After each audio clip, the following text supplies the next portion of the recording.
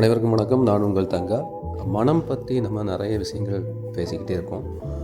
மனம்தான் ஒருத்தரோட வாழ்க்கையை நிர்ணயிக்குது அப்படிங்கிறதுல எந்த ஒரு மாற்று கருத்தும் இல்லை.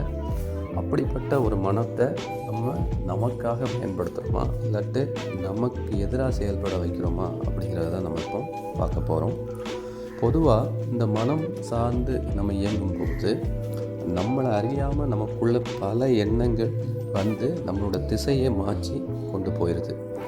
நீங்கள் மனம் போன போக்கில் போனீங்க அப்படின்னா உங்களோட வாழ்க்கையும் நீங்கள் நினைக்கிற மாதிரி நடக்காது.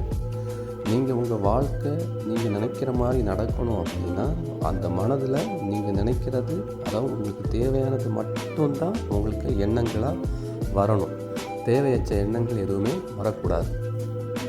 பொதுவாக இந்த மனசில் எண்ணங்கள் எப்படி வருது அப்படின்னா, நம்ம மனம்ங்கிறது ஒரு மாயை அப்படின்னு நம்ம சொல்லியிருக்கோம். ஏன்னா அது மாயையினால் கட்டமைக்கப்படக்கூடிய ஒரு அமைப்பு தான் மனம். நீங்கள் ரோட்டில் ஒரு இதை போயிட்டுருக்கீங்க. ரோட்டில் பல விஷயங்கள் நீங்கள் பார்ப்பீங்க. நீங்கள் பார்க்கும்போது அந்தந்த விஷயங்களை உங்களோட மனசு அப்படியே கேப்சர் பண்ணிக்கும்.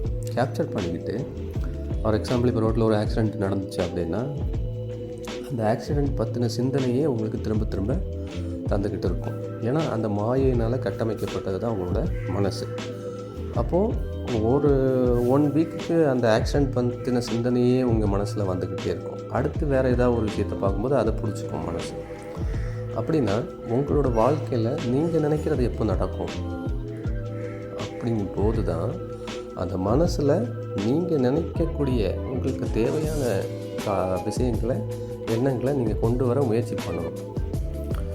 உங்களோட மனசை நீங்கள் எப்போ உங்களுக்கு ஏற்ப வசப்படுத்துவீங்களோ அப்போ உங்களோட வாழ்க்கை மாற ஆரம்பிக்கும். இதனை நம்ம இதை எப்படி பண்ண முடியும் அப்படின்னா, இன்றைக்கி வாழ்க்கையில் பல தரப்பட்ட மக்கள் பார்த்திங்க அப்படின்னா அவங்களுக்குன்னு ஒரு பாதையை எடுக்கிறாங்க. ஆனால் எடுத்ததின் பாதையில் அதை போகிறாங்களான்னா இல்லை.